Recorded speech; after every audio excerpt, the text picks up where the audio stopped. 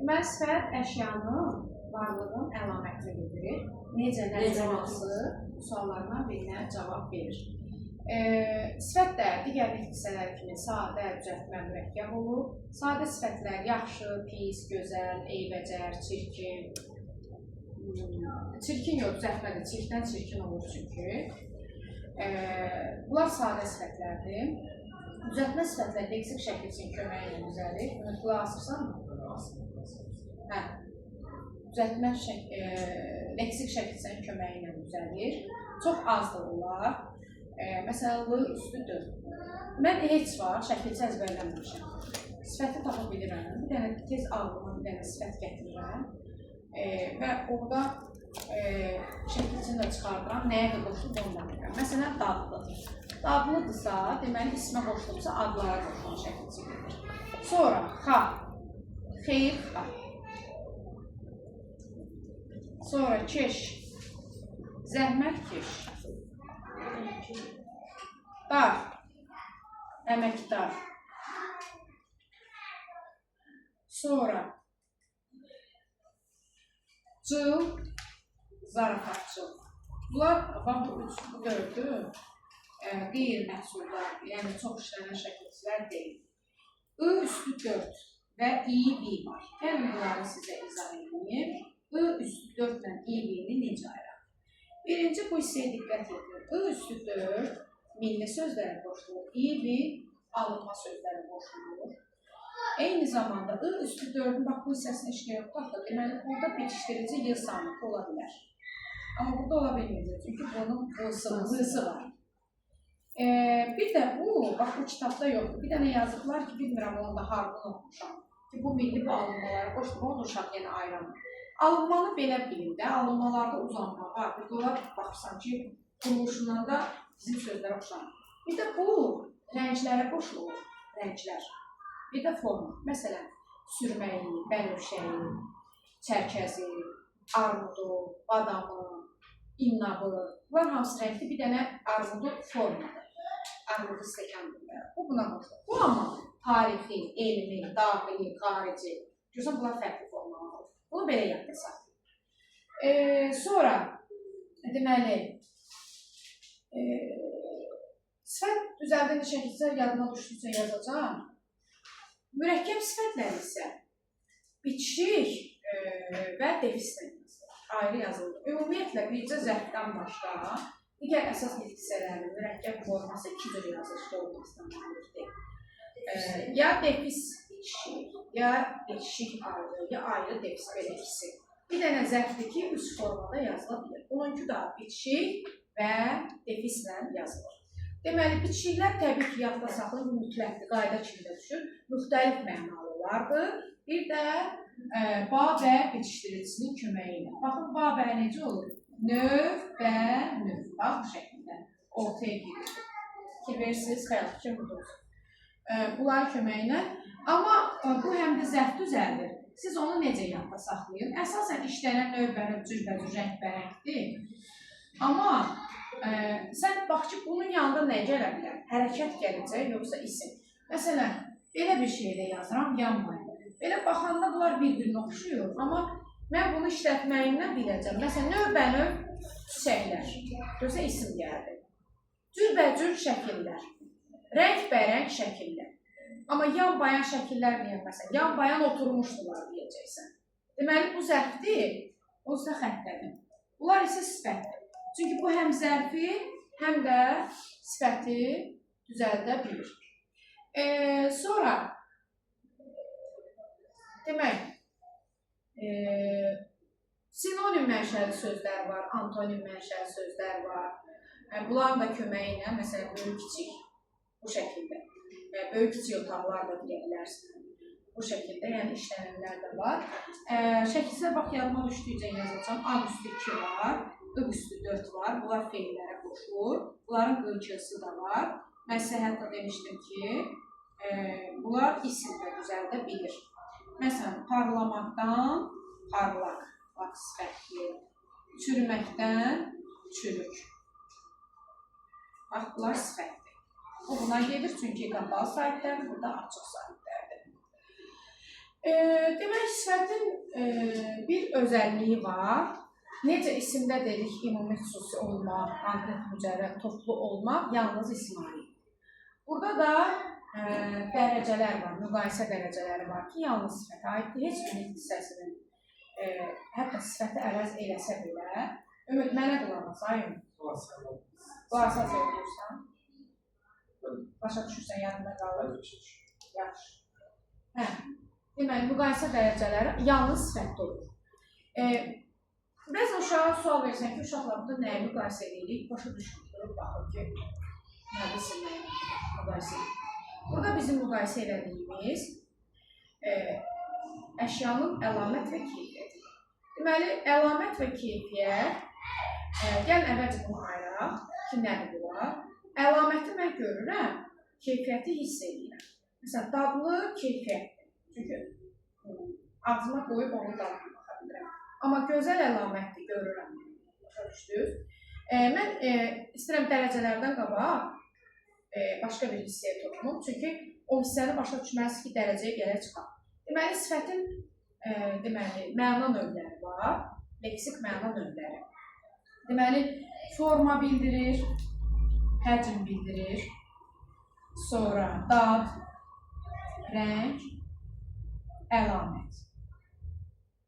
Əslində, bunlar özünə hamısı forma, bir də keyfiyyət. Bunlar hamısı əlamət və keyfiyyətə bölünəcək. Forma deyəndə böyük deyirəm, enli deyirəm. Daha doğrusu, forma deyəndə enli, dar, həcm deyəndə böyük, kiçik deyə bilirəm. Dad deyəndə turş, duzlu deyə bilirəm.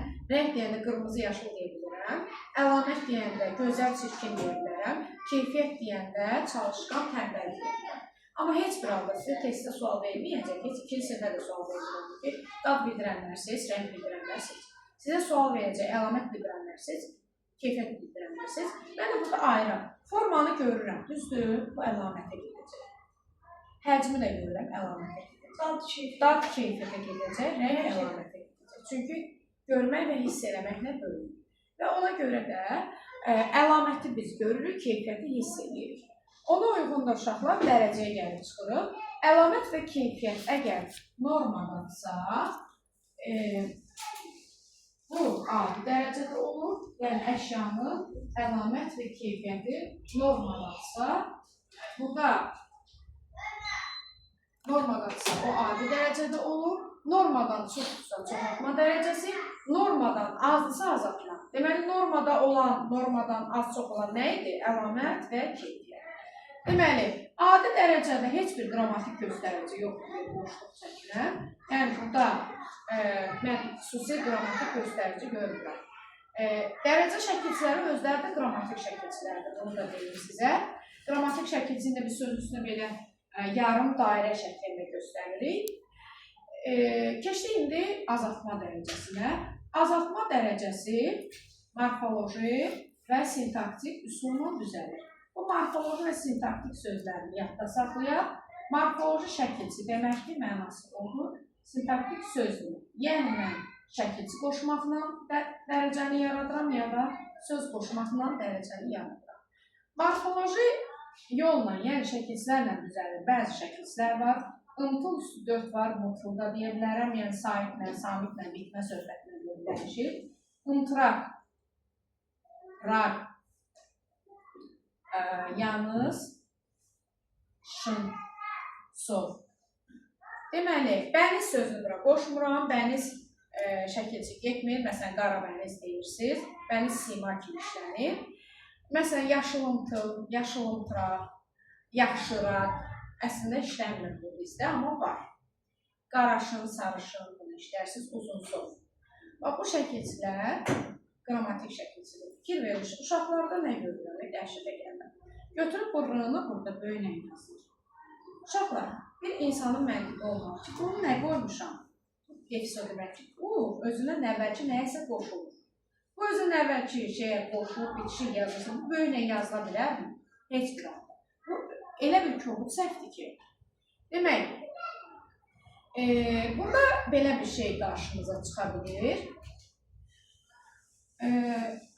Söz ola bilir, söz. Yadınızdadsa mən sizə demişdim ki, Azərbaycan dilində sözün kökdən dəyişməsi yoxdur. Yəni bizim dilimizə yad bir qaydadır bu, amma kökdən dəyişən sözlərimiz var idi. Uzun, uzaq, kiçik, kiçik, dağıt, dağıl, dağınır, öyrəş, öyrən, öyrən. Kökdən dəyişirdi. Bu kökdən dəyişən milli sözlərimiz. Amma bizim dilimizə xas deyil də bu kökdən dəyişən. İndi qarşımıza belə bir söz çıxır. Gödərək. Bu söz var. Amma sözün kökü bilirəm ki, gödəkdir. Gödək qısa deməkdir. Amma burada kil samiti yazılmır. Fikrimiz burada olsun. Sual verəcəm. Danışıb qutaran kimi sual verəcəm. Görün kim diqqətli qulaq asır. Deməli, sözün kökü gödəkdir, amma kil samiti yoxdur. Söz kökdən dəyişir. Amma sual verə bilərsiniz ki, bu azaltma dərəcəsi sayılırmı? Bəli, sayılır. Kökdən dəyişsə də biz bunu azaltma dərəcəsində götürəcəyik. Sonra, deməli, azaltma dərəcəsinin sintaktik üsulundan düzəlişinə baxırıq. Sintaktik üsulla təhər, kəm, az, ala, açıq sözləri ilə düzəlir. Təhər və kəm bitişik yazılır. Az və ala ayrı yazılır. Daha doğrusu az ayrı yazılır. Ala və açıq defislə yazılır. Məsələn, şirin təhər, kəm şirin. Şirin təhər, yəni şirin deyil, şirində biraz aşağıdır.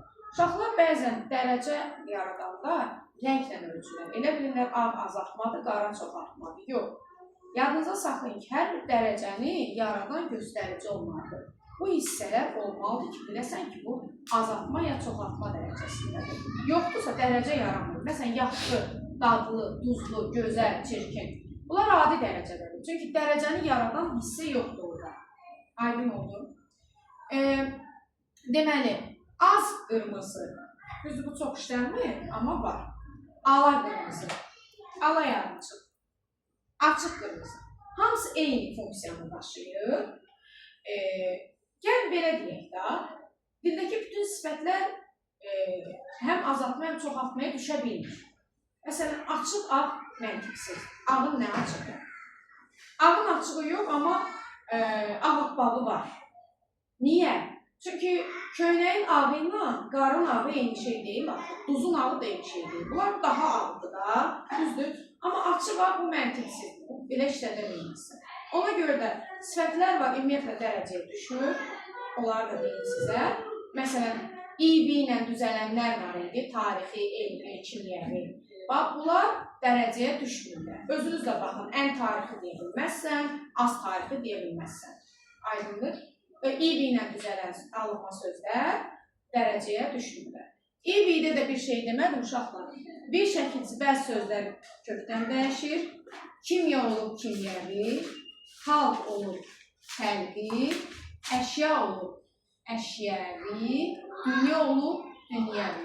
Bunlar kökdən dəyişir və soruşsanız quruluşca nədir? Quruluşca bunlar sadə sifətlərdir. Demək, bu da oldu azaltma dərəcəsinin sintaktik üsulla yaranması.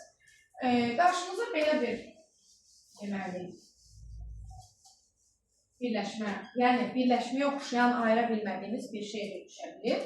Tutaq ki, açıq çay düşüb. Uşaqlardan soruşuruq ki, burada dərəcə yaranır, yoxsa yox. Dərhal deyilər ki, yaranır. Uşaqlar, dərəcənin yaranması üçün hansı nitq hissəsinin olması şərtdir? Sifət. Burada isə çay var, çay isimlidir. Deməli, ismin yanında yerləşən bu açıq sözü dərəcə yaratmayacaq. Bəs bu nədir? Bu söz birləşməsidir. Bəs onda açıq nədir? Açıq özü sifətdir. Çünki açıq qapı deyə bilərəm də, bunun dərəcə ilə nə əlaqəsi var? Qapının əlamətini bilirik, açıq olmasını bilirik. Deməli, açıq özü də sifət kimi işlənə bilir. Burada aç sözün köküdür, ıq-leksik şəkilçidir və soruşsanız ki, quruluşca necədir? Quruluşca düzəltmə sifətdir, amma hansı dərəcədə olacaq? Adi dərəcədə. Dərəcə yaratılır. Niyə? İsmi yanına. Sonra, keçdik çoxaltma dərəcəsinə. Çoxaltma dərəcəsində morfoloji və sintaktik yolla düzəlir. Morfoloji M, P, R, S samitlərini ca, c ədatın köməyi ilə düzəldir. M-pırısı necə qoşulur? Məsələn, bizdə təmiz sözüdür. Bu təmizi bir dəfə də bura yazmaq istəyirəm. Amma artıq 3-cü samitdən bunların hansı ona uyğunsa, 3-cü samitdən sonraki yazılır və 3-cü samitdə bunlarla biri ilə əvəzlənir. Olur tərtəmiz. Qırmızı, qıpqırmızı. Sarı, sapsarı. Qoca, qosqoca. Qara, qapqara formasına yaranır. Bunların özəlliyi var. Hamısı da bu birə düşür. Sual verilir ki, balaca sözü bəs. Əvvəlcə canı deyim, sonra balacaya keçək. Ca ilə düzələn xırda, xırdaca. Zorba, zorbaca. İri, iricə. Bu cür. Bəs balaca, balacaya baxaq. Gəlin bunu analiz edək. Balaca adi dərəcədədir. Çünki burada iki forma ola bilər. Bu, leksik şəkilçi kimi düşünülə bilər. Baladan balaca leksik cəhətdən yarana bilər hardasa. Çünki övladın balacası böyüsü ola bilər. Amma leksik şəkilçi kimi götürməsən, sən bunu qrammatik şəkilçi kimi çoxaltma dərəcəsinin cası kimi götürə bilməzsən.